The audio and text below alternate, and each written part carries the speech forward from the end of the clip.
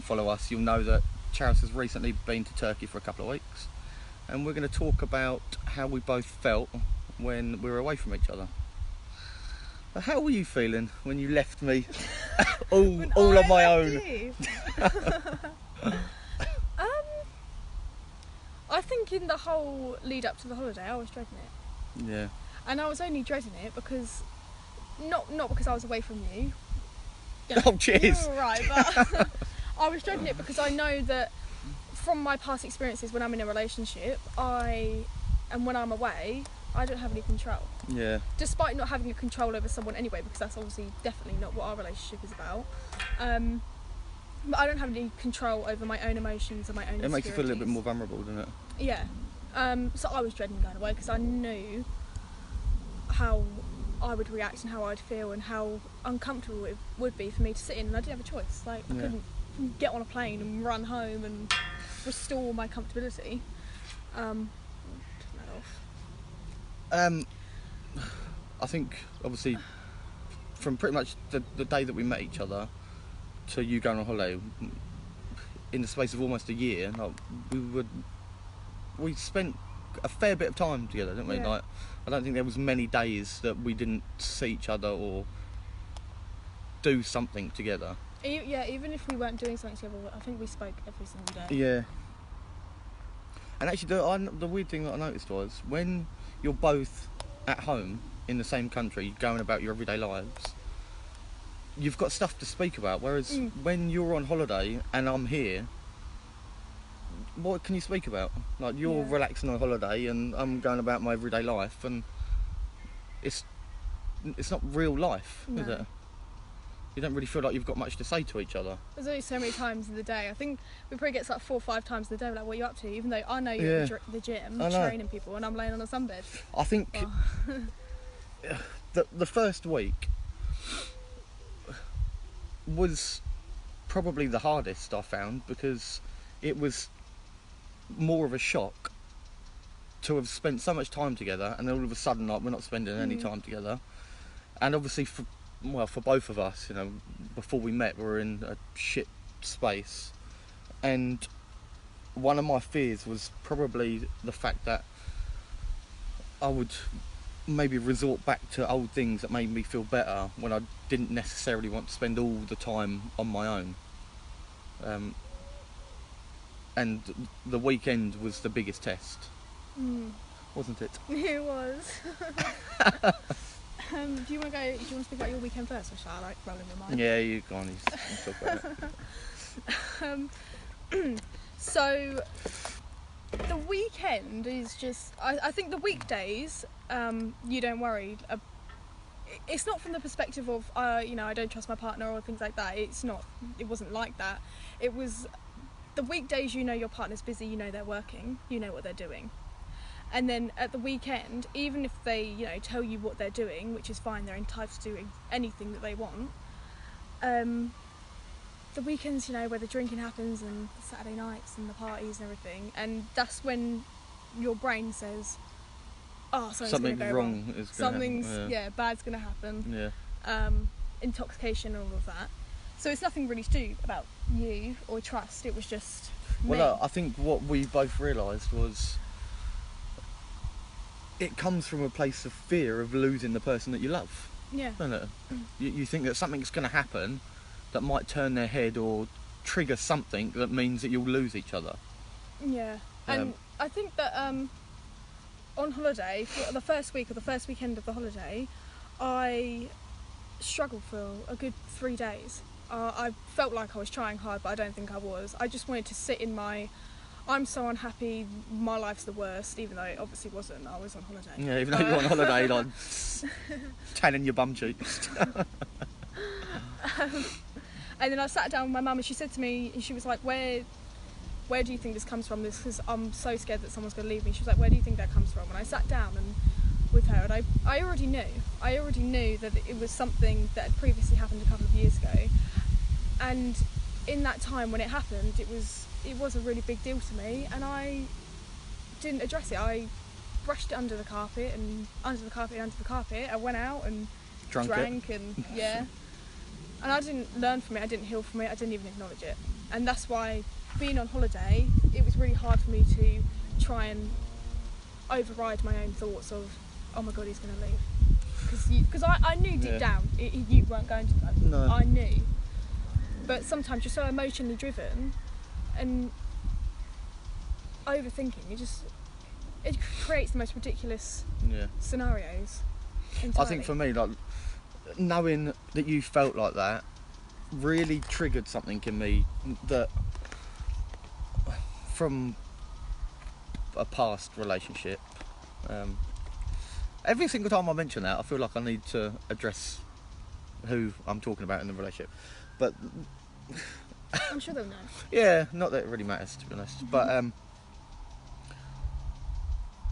I was basically put into a situation that I felt like I had to do things in order to make the other person feel safe and reassured. And so when you said that you were feeling like that, instantly I had this sort of almost like rebellious emotion crop up, that I was like, so you're on holiday, you can enjoy yourself, but you want me to stay at home and do fuck all and just be lonely?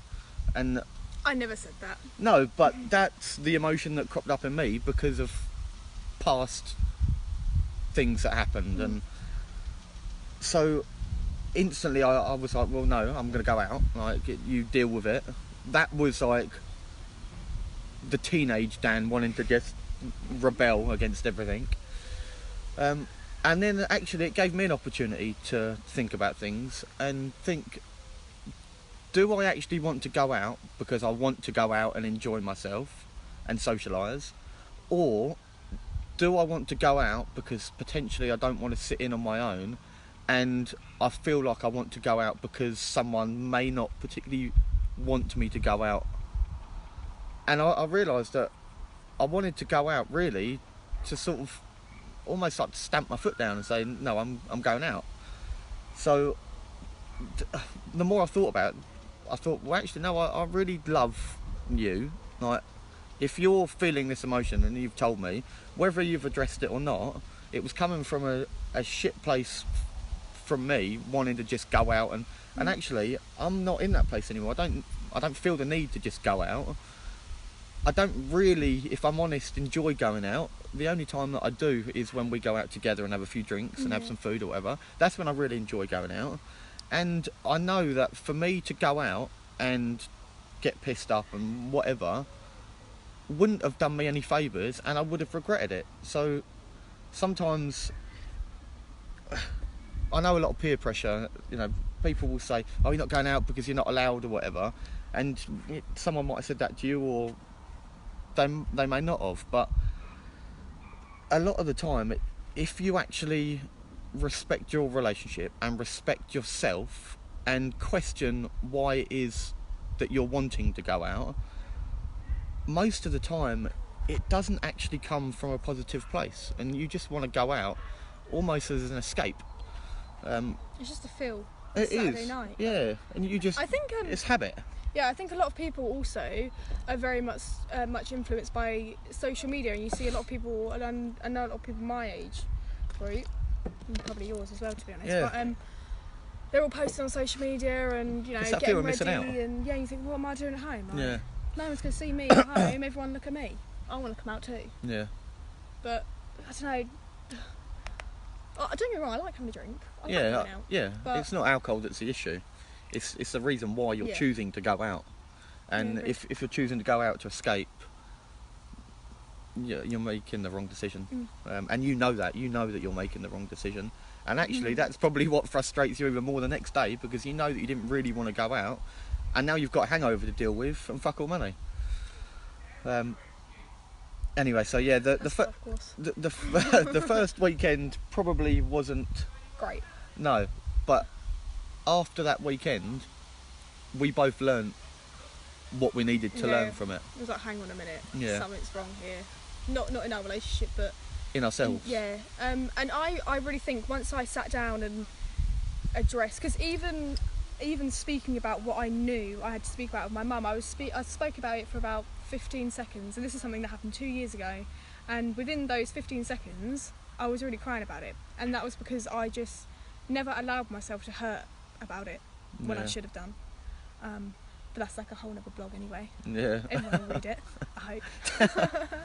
But it just, gave us the opportunity to actually deal with something that possibly wouldn't have been triggered inside us if it weren't for you going on holiday. Yeah, it wouldn't.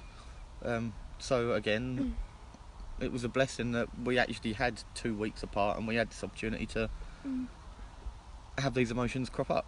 Because by the time the second weekend came around, I thought I wasn't ready. Like, I wasn't completely done with my insecurity, but I thought, so I can deal with this. Yeah. He's going to go out and I'm going to be fine, and it's going to be fine. Yeah. And I was ready to be challenged on that level because I wanted to succeed. Yeah. I almost wanted you to go out. Yeah. That's like, we've been saying that now we sort of embrace these little challenges, and as uncomfortable as they are, they feel horrible. they some really don't feel nice, but without them we wouldn't grow. Exactly, and I think that's where a lot of people really struggle to find the positives in, the hardships of their life, or the things that they think are really wrong. Yeah. If you don't try and find a positive or something that you can learn from, you're going to live in it, but you're going to live in it negatively. And if you never learn, then you never grow, and that's why you stay the same. That's why I stayed the same. Yeah. And actually, that video that we watched the other day about why, you might split up with someone and get in another relationship, and the person that you're in a relationship with is different, but the relationship is exactly the same because you haven't changed. And I think insecurity-wise as well, if you don't address your insecurities, a lot of people say, or there's some quote or something that says that if you can't take something from a past relationship to a new one. I completely agree, but it's not it is your new relationship that's suffering, but ultimately it's you that's suffering. You're not allowing yourself to enjoy your relationship. So when I was away and I was experiencing all these uncomfortable emotions that were residing within me, it was nothing to do with our relationship, and I really didn't want to throw that onto you and make it your problem, because I knew it weren't. Yeah. I couldn't enjoy our time apart. Yeah.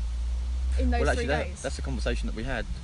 Sometimes in a relationship you sort of expect your partner to take on all your shit and make you feel better, but actually you have to almost sort of take a step back and question, am I doing the right thing dumping these emotions on my partner, or is it something that I need to address on my own?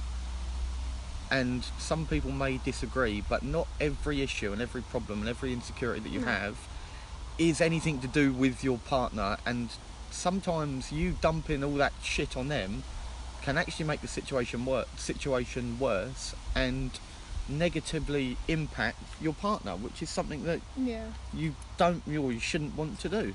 Because I think when I phoned you, when I was feeling like that, and I phoned you with the intention to share.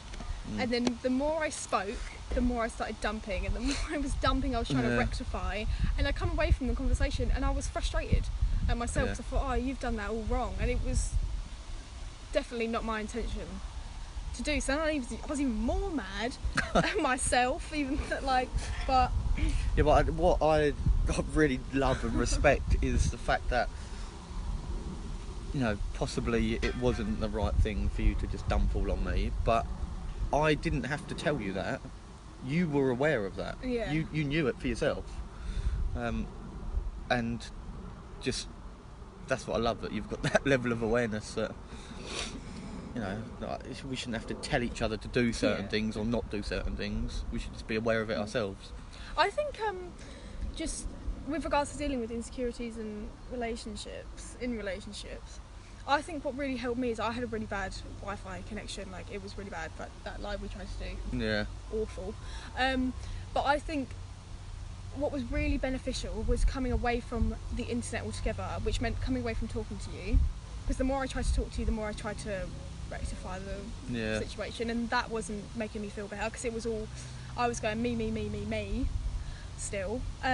But just coming away from social media and reading a book, or just trying to be, or writing down some positive thoughts, or just something like that. It sounds so simple, and most people will think, oh my gosh, that's so stupid, that won't work.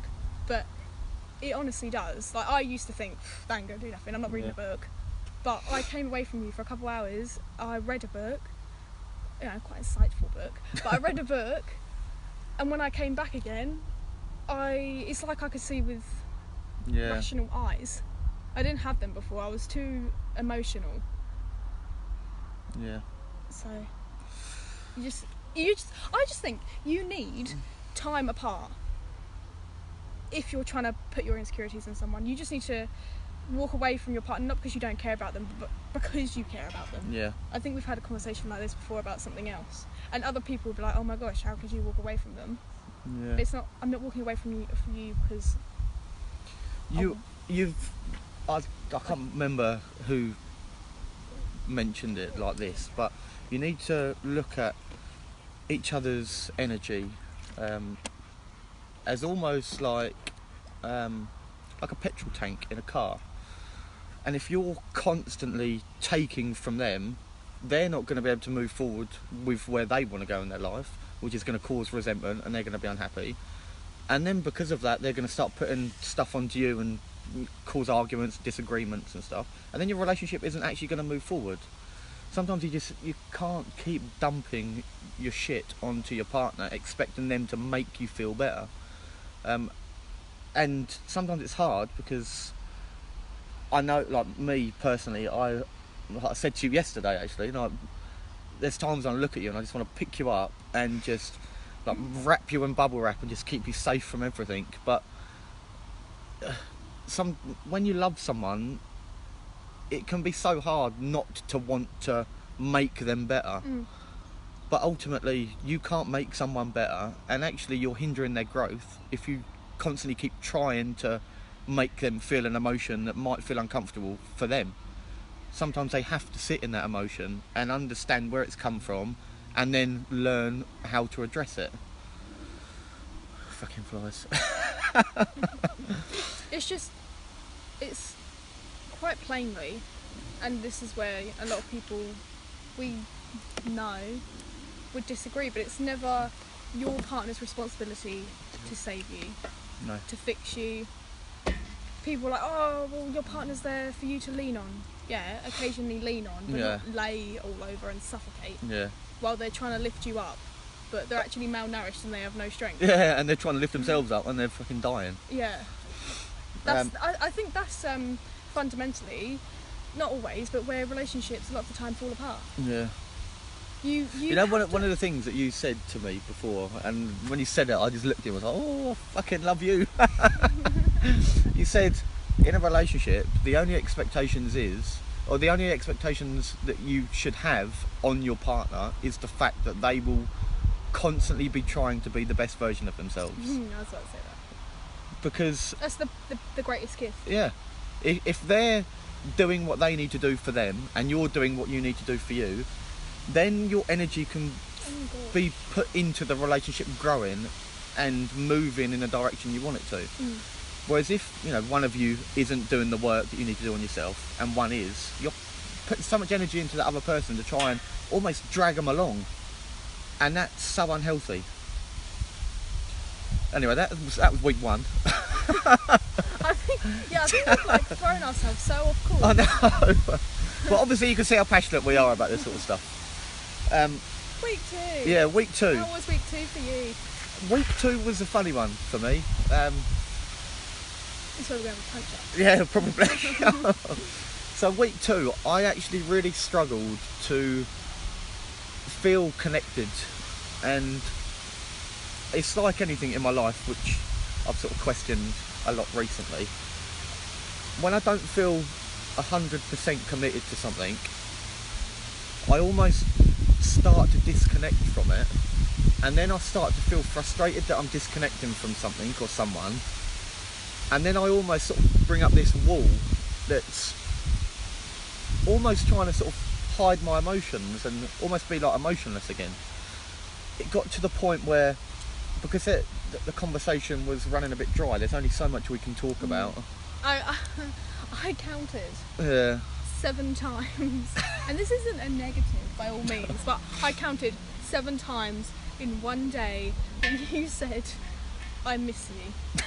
And I although I meant every word of everything that I said, I miss you, I love you, blah blah blah, I just fell we into were robot saying them- stage. Yeah, we were saying them to fill a gap. It's like, Yeah. oh, that conversation's run out. Yeah. I definitely find when we're in the same country and I'm at work and you're at work and working on our own stuff and whatever, we have so much more in-depth conversations. Yeah.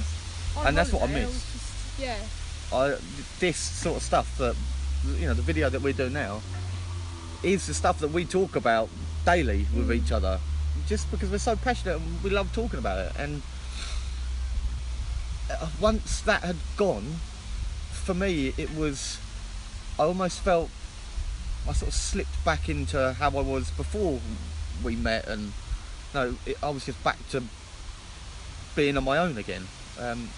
But I got to a point where I was so comfortable and content with being on my own that it was almost like, that's it, I'm back to being on my own again. And I think for me it's probably a defence mechanism, so I don't invest too much emotion into something when it feels like it's slipping away from me. Because when you're here, like I said to you yesterday in Abbey Gardens, like I love you so much, and then when that starts to slip away, maybe subconsciously I sort of start to retreat a little bit myself. I don't know, but that's obviously something I'm going to have to explore. Thank you for that opportunity. You're welcome. So yeah, week 2 was a strange one for me. I think mostly within week 2 I was just really frustrated that I couldn't have my normal routine. Yeah. I found that hard. Like, it's really nice to go on holiday and relax and unwind and lay on a sunbed and, you know, catch a tan, and you're thinking, where the hell's my tan? I'm thinking the same thing. But I just really miss going to work. I miss working on my degree or this page, and Structure. yeah, although I could read a book and go for a walk, and it's not the same, and the Wi-Fi was rubbish, Yeah. and I couldn't read literature and everything that I wanted to do, so I was getting frustrated that I was just being mindless rather Yeah. than mindful. I couldn't meditate because the Wi-Fi was, again, Yeah. awful. So yeah, but I think within week 2 I really tried hard to fill the gaps and not just let it be consumed by social media,